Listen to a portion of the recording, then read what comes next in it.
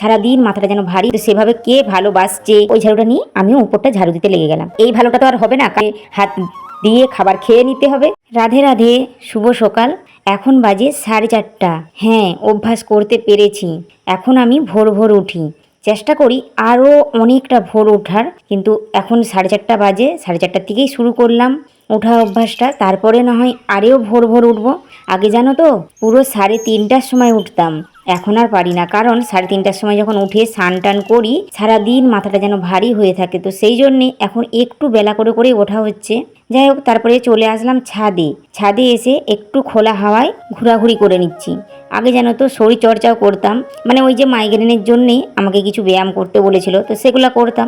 এখন ভাবলাম যে 4:30 বাজে, এখন থেকে যদি আমি ব্যায়াম করতে লাগি আধ ঘন্টা তো লাগবেই, তো তখন দেরি হয়ে যাবে ঘর দুয়ারে সব কাজ করতে, বাসি কাজ করতে, স্নান করে ঠাকুরের পূজা করতে। তো সেই জন্য একটু খোলা হাওয়ায় ঘুরে নিলাম। আর দেখো মনে হচ্ছে যেন কত বেলা হয়ে গিয়েছে, কেমন ফাঁকা হয়ে গিয়েছে, কিন্তু সেরকমও বেলা হয়নি। বললামই তো 4:30 বাজে। তারপরে একটু ঘোরাঘুরির পর চলে আসলাম। এসে চুলটায় শ্যাম্পু করব বলে আমি ভাবলাম তাহলে একটু মাথায় তেলটা লাগিয়ে নিই। সেই জন্য চুলের বিনুনিটা খুলে মাথায় তেল লাগিয়ে নিচ্ছি। তেলটা লাগিয়ে নিয়ে তারপরে আবার অন্যান্য সব কাজ করতে লাগবো। আর আমি এখন জানো তো কদিন ছাড়া ছাড়াই ভিডিওটা দিচ্ছি। ভিডিওটা জানো তো ভিডিও শ্যুট করা হয়ে যায়, এডিট হয়ে যায়, সবই হয়ে যায়, কিন্তু পোস্ট করতে পারি না, কারণ আমি ভয়েস দিতে আমার সময় হয়নি। সেই জন্যেই আমার ভিডিওটা পোস্ট করা হয়নি। তো কি আর করবো, যাই হোক দেরি হয়ে যাচ্ছে। চেষ্টা করব ভাবি, কিন্তু আমাকে তো সেভাবে কে ভালোবাসছে কমেন্ট করে সেরকম করে বলছে না। আমি বুঝতে পারছি যে আমাকে দেখছে, কিন্তু আমাকে যখন কমেন্ট করবে তখনই তো বুঝবো যে আমাকে সবাই ভালোবাসছে, তাহলে আমারও আগ্রহ হবে। কি আর করা যাবে, যাই হোক। কবে তোমরা সবাই আমাকে মন থেকে আপন করে নিয়ে কমেন্ট করবে আমি তো জানি না।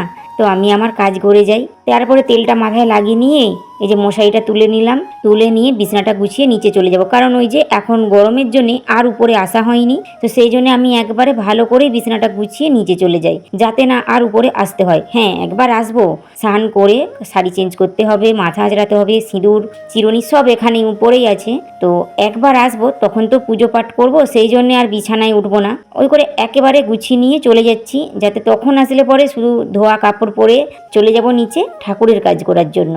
তারপরে সব ভালো করে গুছিয়ে নিলাম, গুছিয়ে রেখে দিয়ে একটা ঝাড়ু যেন তো উপরেই রেখে দিই, কারণ আমার মেয়ে ঘুমোয়, তো ওর দরজা যদি আমি খুলে যাই ঝাড়ু দিই ওরও ঘুমটা ভেঙে যাবে। সেই জন্য একটা ঝাড়ু উপরে রাখি, যাতে যখন আমার মেয়ে ঘুম থেকে উঠবে ওর রুমটা কমসে কম যেন ঝাড়ু দিয়ে দিতে পারে। বাসি ঘরটা থাকবে না, ও ঝাড়ু দিয়ে দেবে, কারণ নিচ থেকে যদি ঝাড়ু নিয়ে এসে ঝাড়ু দিতে হয় তখন ও বিরক্ত হবে।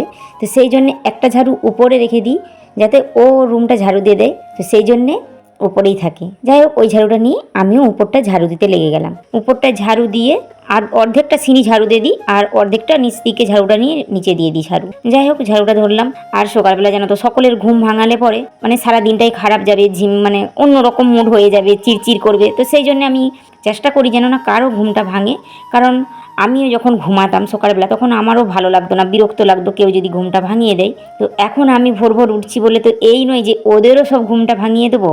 আজকের দিনটাই দেখো না, আমি কিন্তু ভোরবেলা উঠেছি আর আমার পতিদেব কিন্তু বিছানাই ছিল।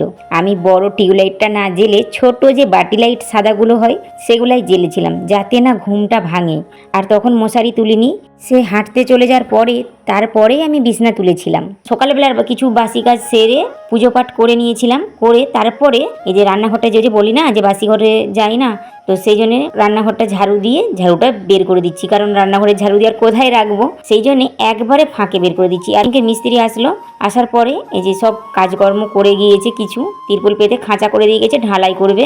যাই হোক, ঢালাইটা পুরোটা হয়ে গেলে পরে যেন তো আমার অনেকটা শান্তি। এই দেখো না, বালিগুলো পায়ে পায়ে উঠে উঠে চলে যায়, কি আর বলবো জানো তো। দেখো ঝাড়ু দেওয়ার পরেও দিনে যে কতবার ঝাড়ু দিতে হয়, বালি শুধু পায়ে পায়ে চলে আসে। তারপরে গাড়ি সাইকেল সব নামানো হয়, কি আর হবে।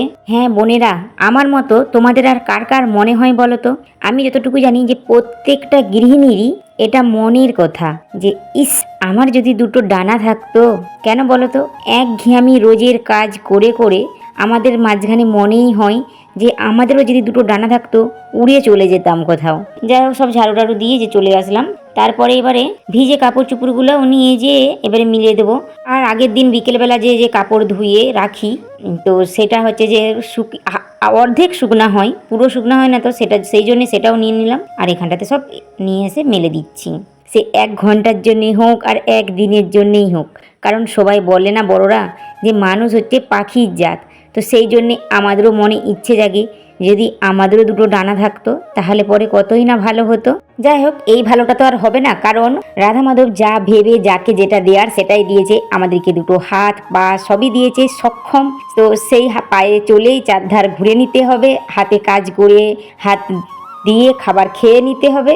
তো সেই হাত পা নিয়েই লেগে পড়লাম কাজে, ডানার আর দরকার নেই।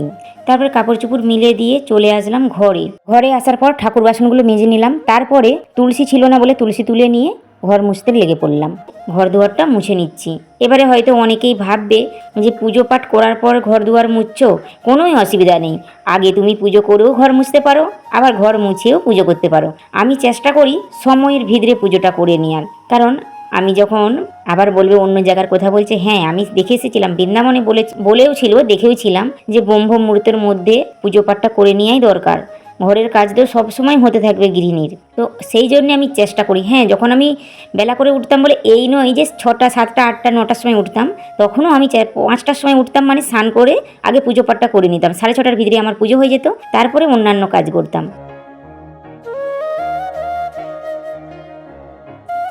আমরা মুড়ি টুড়ি খাওয়া দাওয়া করে রান্না বান্না সব কিছু কাটাকাটির করে জোগাড় করে রান্না করে নিয়েছি। রান্না করে দেখো আমি যে খেতেও বসে গিয়েছি, আর বেশি কিছুই করিনি।